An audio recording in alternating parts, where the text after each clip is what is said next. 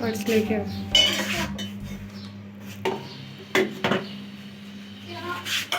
अंदर से आटा भी ले आओ। अस्सलामुअलैकुम फ्रेंड्स, क्या हाल है आप सबकी। उम्मीद करती हूँ सब खैरियत से होंगे। मैं भी अल्हम्दुलिल्लाह बिल्कुल ठीक ठाक हूँ।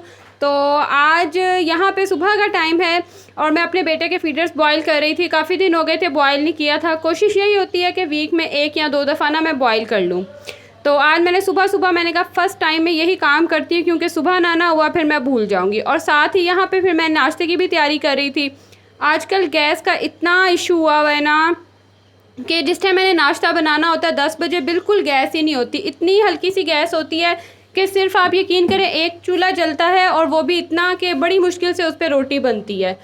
तो ये है कि 10 से 11 बजे तक कम होती है और 11 बजे के बाद जो है ना थोड़ी आ जाती है। लेकिन मैंने खाना नाश्ता जो है ना वो 10 बजे ही बनाना होता है, क्योंकि फिर मेरे हस्बैंड ने 11 बजे से पहले ऑफिस जाना होता है, अपने काम पे जाना होता है। तो बस यही रूटीन है। हालांकि पहले कभी गर्मियों में तो सुना भी नहीं था कि गैस जाती है, लेकिन अब तो पता नहीं, समझ ही नहीं आती क्या हालात होते जा रहे हैं ना।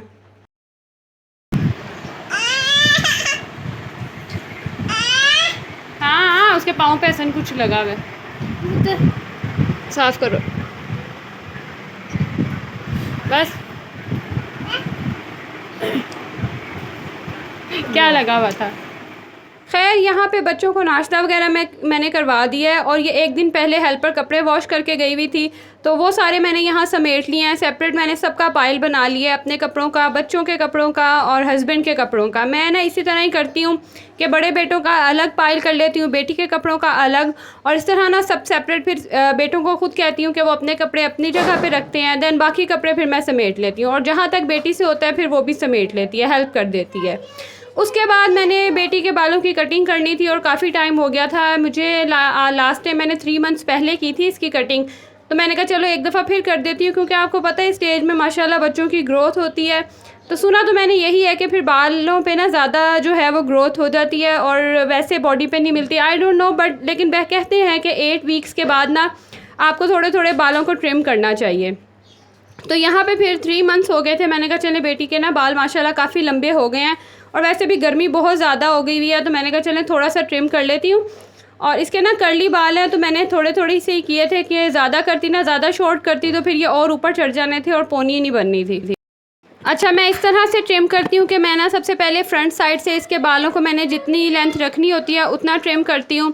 उसके बाद फिर उसी लेंथ के साथ ना मैं सारे इसके सब बाल जो है ना वो थोड़े थोड़े से पकड़ के तो कट कर लेती हूँ।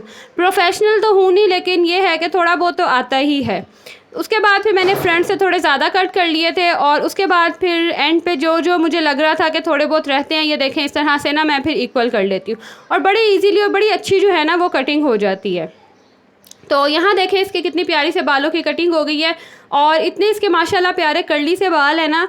अब जैसे जैसे वैसे बड़े होते जा रहे हैं ना, थोड़े वेवी होते जा रहे हैं, लेकिन जब ये छोटी थी तो बिल्कुल इसके बाल ऐसे जैसे गोल घूमते हैं ना, कर्ल्स होते हैं, इस तरह से इसके बाल थे। कर्ली बालों की टिप एक ये भी है कि अगर इस तरह से हाथों की मदद से स्क्रंच कर लिया जाए ना, तो बड़े प्यारे से ना जो कर्ल्स बन जाते हैं। और आजकल तो इतनी गर्मी है, ह्यूमिडिटी है कि कर्ल्स क्या, बालों का अजीब ही एक बम फटा होता है।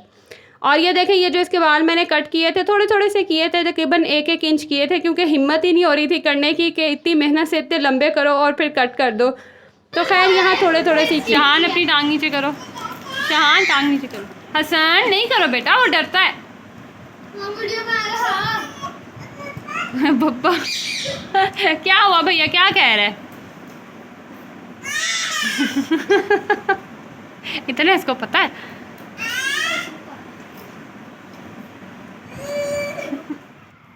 उसके बाद बच्चे जो हैं वो अपनी नानों की तरफ चले गए थे। दिन में मैंने आपको बताया उनका एक चक्कर तो लाजमी होता है ना।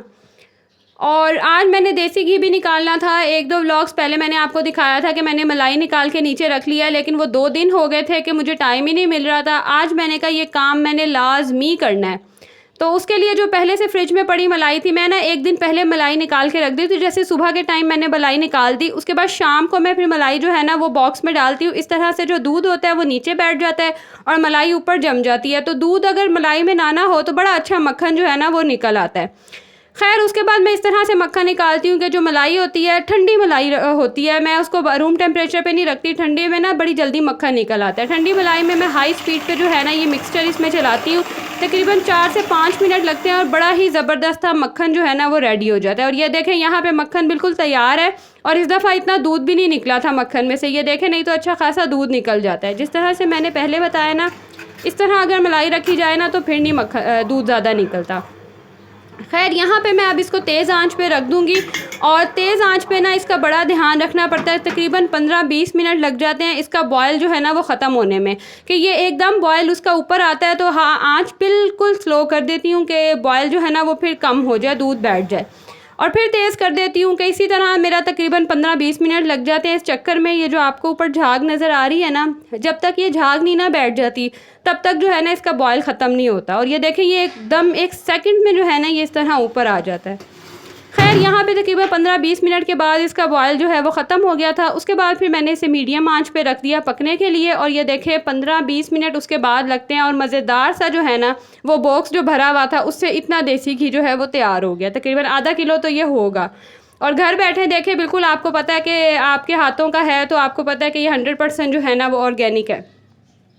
और ये देखें पतीली भी जो है ना इतनी गंदी भी नहीं हुई। उसके अलावा फिर मैंने खाने में बनाया हुआ था आज कढ़ाई, फ़र्स्ट टाइम ट्राई की थी, बड़ी मज़े की बनी थी। इंशाल्लाह नेक्स्ट आपके साथ रेसिपी ज़रूर शेयर करूँगी। आज मैंने इसलिए शेयर नहीं की क्योंकि फ़र्स्ट टाइम बना रही थी तो मुझे आइडिया नहीं था कि कैसी बनेगी, लेकिन बड़ी मज़े की बनी थी।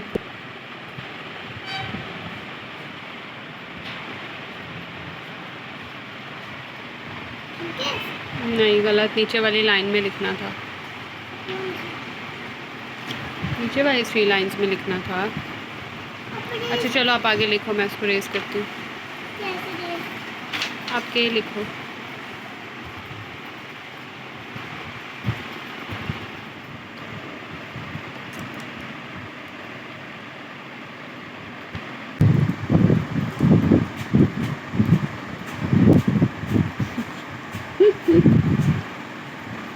अच्छा, मैं ना घर में ही बच्चों को पढ़ाती हूँ तो मेरा कोई फ़िक्स टाइम नहीं है, किसी भी टाइम मैं बच्चों को लेके बैठ जाती हूँ। और आपके साथ एक और मज़े की टिप भी मैं शेयर करती हूँ कि हमारे जो घर में पिलो होते हैं ना, जिसके अंदर रुई जो है वो दूसरी, कपास नहीं, जो दूसरी रुई होती है, अब उसको क्या कहते हैं मुझे नाम नहीं उसका याद आ रहा, वो ना बैठ जाते हैं थोड़े टाइम के बाद ना, वो बैठ जाते हैं। तो अगर हम इस तरह से ओपन करके उनकी जो ज़िप होती है पिलोज़ की, उन्हें ओपन करके और रुई को अच्छी तरह खोल के धूप में रख देना आप थोड़ी देर के लिए, तो इतने मज़े के जो है ना ये फ्लफ़ी से पिलोज़ बन जाते हैं, बिल्कुल जैसे न्यू होते हैं ना, इस तरह से।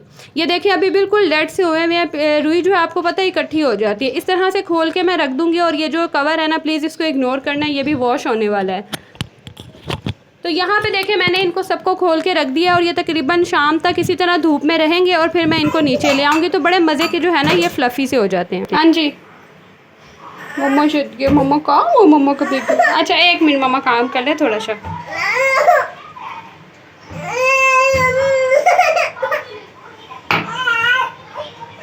इसके अलावा गर्मी बहुत ज़्यादा है और इस गर्मी में आपको पता है नींबू पानी तो पिया ही जाता है, तो मैंने ना नींबू को इस तरह से उनका रस निकाल के इनको फ्रीज़ कर दूँगी। अच्छा, ये टिप ना मेरी मम्मा करती होती थी, तो मैं फ़र्स्ट टाइम कर रही हूँ, क्योंकि वैसे नींबू पानी जो बनाते हुए ना सबसे मुश्किल काम होता है नींबू निचोड़ना। तो इस तरह से मैं इसको फ्रीज़ कर दूँगी, और जब मुझे ज़रूरत होगी ना तो मैं फिर ये 1 क्यूब निकाल लूँगी और इससे नींबू पानी बना लूँगी। इससे ना लाइफ बड़ी ईजी हो जाती है। मैं ना धनिया पुदीने की भी जो चटनी बनाती हूँ ना वो भी इसी तरह ही फ्रीज़ करती हूँ। क्या किया ओरियो ने, हैं क्या किया ओरियो ने, क्या हुआ?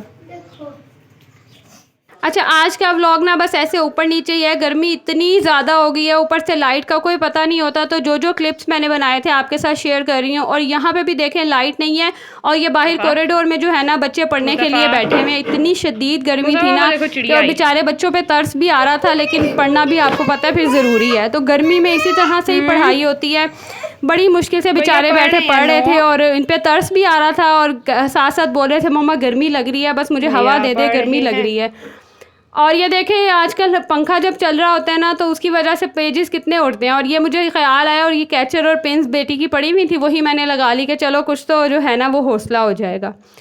उसके अलावा बच्चों के ना पेट में आजकल बड़ी दर्द रहती है, गर्मी की वजह से भी बेचारे बाहर फिरते हैं, खेलते हैं। तो ये ना मैं ओआरएस का जो फ्लेवर है ना, ये लेमन और पेपर वाला, ये बहुत ही मज़े का फ्लेवर है, बिल्कुल ऐसा जैसे नींबू पानी नहीं होता, इस तरह का इसका फ्लेवर है और ये पिया भी जाता है। ऑरेंज वाला तो बिल्कुल पिया ही नहीं ना जाता, वो तो मेडिसिन लगती है, लेकिन इसका फ्लेवर बड़ा मज़े का होता है, ये ईजिली पिया भी जाता है। तो मेरी कोशिश होती है कि बच्चों को मैं बना के दे दूँ ताकि उनका पेट दर्द वगैरह और गर्मी से जो है ना, वो थोड़ी इनकी बचत हो जाए। तो खैर यहाँ तक जो है मेरा आज का व्लॉग था। उम्मीद करती हूँ आपको पसंद आया होगा, तो लाइक ज़रूर करना है और अब मिलूँगी अगली वीडियो में। अल्लाह।